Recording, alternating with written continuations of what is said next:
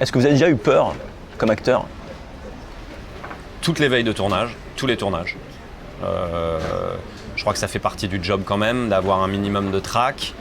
Au théâtre, je l'avais beaucoup. C'est aussi une des raisons pour lesquelles je me suis un peu éloigné du théâtre et j'y reviendrai sûrement, j'adore ça. Mais c'est vrai que je gérais moins bien, je pense, mon trac à l'époque. Je le gérerais mieux aujourd'hui.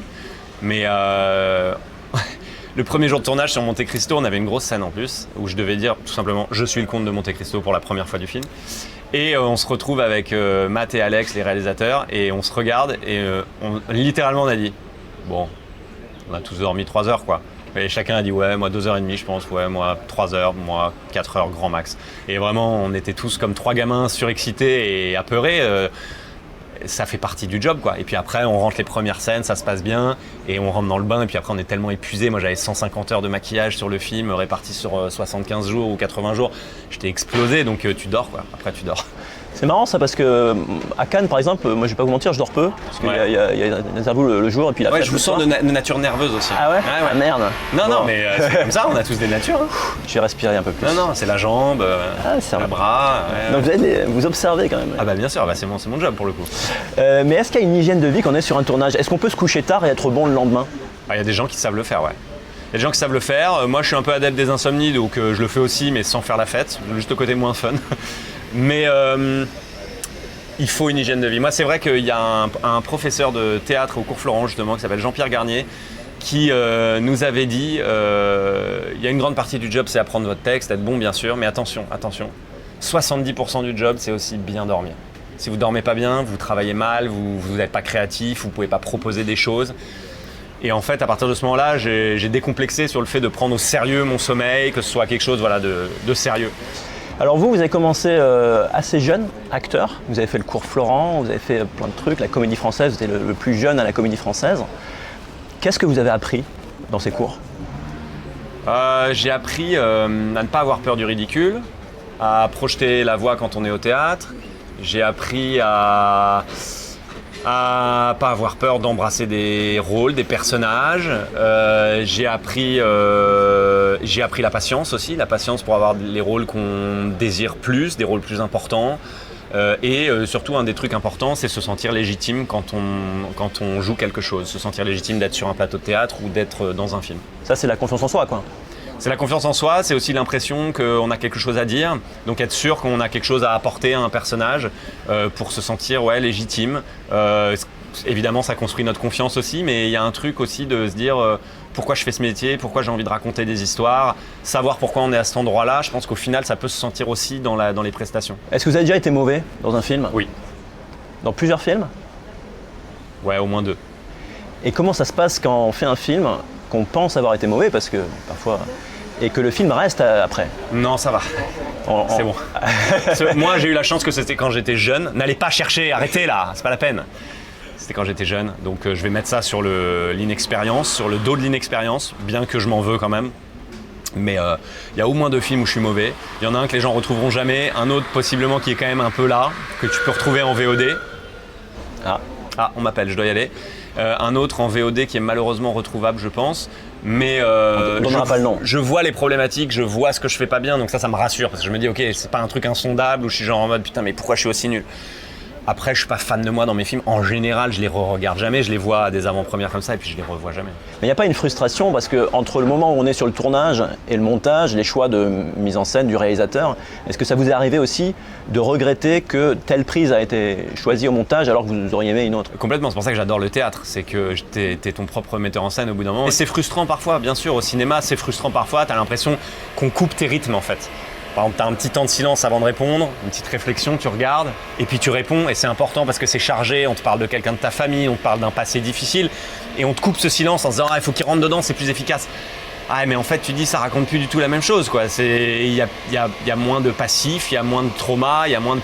Voilà, j'essaie de donner un exemple un peu comme ça, spontanément, mais bien sûr, parfois, t'as l'impression qu'on te sac un peu tes rythmes. Possiblement, c'est ça dans le montage qui peut frustrer les acteurs. Prendre un temps avant de parler ou répondre tout de suite, c'est 2 choses très, très, très différentes. Ouais. Ça s'apprend avec l'expérience ou c'est juste du feeling inné? Les deux. Bah, les deux. L'expérience, je dirais plus, c'est comment la caméra réagit avec toi. Parce qu'en fait, il y a une alchimie avec la caméra qui est assez imprévisible. tu peux être incroyable en cours de théâtre et on te dit ah t'es parfait, tu vas être super au ciné, et d'un coup avec la caméra il y a un nouvel élément qui arrive. La caméra, il y a un truc magique et mystérieux quand même, de l'ordre de l'insondable et de l'imprévisible. Elle adore des gens, elle aime moins des gens, et parfois certaines optiques, c'est-à-dire un gros plan ou un plan plus large, te sied plus ou moins. Il y a des gens qui connaissent leurs optiques, ils disent ah moi j'ai besoin d'un 70 mm, moi j'ai besoin d'un 50 mm.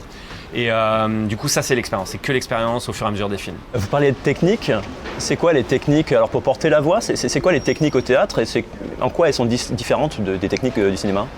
Disons que comme on n'a pas le zoom et le gros plan au théâtre, il y a peut-être l'idée de parfois accentuer et décupler un peu certaines intentions, certaines émotions, certains regards et porter la voix, parce que quand on est à la Comédie Française, je crois que c'est une salle de 900 places et quelques, ça va là-haut jusqu'à 60 mètres au-dessus de votre tête. Les gens qui ont payé pour être là-haut ont le droit d'entendre autant que les abonnés qui sont juste devant vous.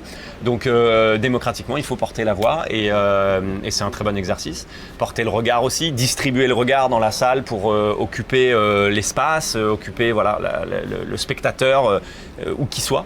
Donc tout ça c'est de la technique, tout ça c'est de la technique. Après il y a de la technique au cinéma aussi. Là il y a des marques par terre là où on est, aussi, quand on tourne il y en a beaucoup aussi. Il faut savoir marcher, s'arrêter au bon endroit de la marque parce qu'il y a quelqu'un qui va faire le point sur vous. Si vous n'arrêtez pas au bon endroit, il est foutu, ça peut être flou et tout ça. Il y a aussi au cinéma plein de petites choses à savoir par rapport aux différentes optiques, aux différents trucs. C'est passionnant aussi. C'est aussi assez infini, tu peux te plonger là-dedans et voilà. Donc c'est des métiers techniques quand même les deux. Mais le théâtre pour un acteur demande plus de responsabilité quand même. Mais alors, s'il y a des techniques différentes entre théâtre et cinéma, est-ce qu'on peut imaginer qu'il y ait des techniques propres à YouTube, à les vidéos sur Internet, des acteurs finalement qui jouent différemment parce que c'est YouTube? Non. Pour de la fiction sur YouTube, non. L'idée c'est de jouer, de faire comme si, de jouer le mieux possible, c'est-à-dire de faire croire que, donc se faire croire que d'abord et ensuite pour mieux faire croire aux autres. Donc ça c'est toujours le même ressort. Théâtre, cinéma, film d'horreur, comédie, thriller et vidéo qu'elle soit sur YouTube ou un autre support. Après, pour les influenceurs, faire un vlog ou une vidéo où tu racontes une histoire d'un truc, une anecdote ou un fait divers, oui je pense que là il y a des grammaires différentes effectivement pour capter l'attention. Le montage est différent par exemple. Le montage est différent, beaucoup plus dynamique, et puis ils vont aller chercher avec leur miniature, avec effectivement le fait de changer de plan souvent pour continuer de entertain le cerveau humain. Voilà, il y a plein de d'autres techniques évidemment, qui sont en fait dérivées toujours de ce qu'on fait à l'image, donc de ce qu'on fait depuis des années et des années au cinéma. Mais là qui est encore plus vitaminé pour les influenceurs. Ouais. Je pense que vous êtes l'acteur le plus populaire auprès du public de Brut. Okay. En grande partie parce que vous êtes présent pas mal sur les réseaux sociaux. Et donc ça crée peut-être une proximité, tout ça, mais je me pose la question, est-ce que c'est bien? Est-ce que finalement vous n'êtes pas trop proche du public qui ne vous découvre pas au cinéma, vous voit en fait tous les jours sur son téléphone portable à travers les stories, tout ça? Comment vous vous positionnez? Qu'est-ce que vous pensez de ça? C'est une très bonne question. Je pense qu'effectivement il faut arriver à entretenir le désir du public et son propre désir pour ce métier, c'est déjà un travail, et qu'être trop exposé c'est une problématique, être pas assez exposé ça peut être aussi une problématique aujourd'hui où il y a beaucoup de films, beaucoup de propositions sur les plateformes, voilà. Moi, c'est vrai que naturellement, mon plaisir naturel m'emmène à communiquer avec ma communauté, principalement sur Instagram, un peu sur TikTok. Et en fait, naturellement, quand j'ai envie de poster un truc, c'est vrai que je le poste parce que j'aime bien ce rapport direct sans... Désolé, mais journaliste entre moi et eux. Je suis pas sûr d'en être un. Sans attaché de presse, voilà, sans ce filtre-là. Aujourd'hui aussi, je pense qu'il y a une valeur à notre parole directe dans un moment où la nuance existe de moins en moins, où c'est difficile de nuancer les propos, surtout sur les réseaux sociaux. Du coup, c'est vrai que les filtres, moi, parfois, me font un peu peur. L'idée que la parole soit un peu changée, tronquée, et qu'il arrive en fait des fausses informations dans ce melting pot là. Donc c'est vrai qu'avoir un lien direct avec les gens qui ont envie de me suivre, encore une fois ils sont pas forcés et ils peuvent se désabonner et il n'y aura pas de problème. Moi j'aime bien ce lien. Là on se parle, alors, il y a plein de gens autour, c'est ce qu'on appelle un junket. Ouais. Vous avez enchaîné je sais pas combien de journalistes, il y en a je sais pas combien qui vont passer après. En général, les journalistes sont pas très imaginatifs, ils posent les mêmes questions, vous faites les mêmes réponses, c'est un peu le cirque quoi. Comment vous le vivez la promo vous? C'est un devoir, c'est un plaisir, c'est quoi? Ça dépend de l'interview. Ça dépend de l'interview, c'est vrai. Parfois quand on répète ce qu'on a dit, qui est déjà dans le dossier de presse, qui est un peu le truc où on a déjà répondu aux questions principales, on va dire, pourquoi vous avez voulu faire ce film, comment vous avez préparé. Oui, c'est un peu redondant pour nous, on va pas se mentir.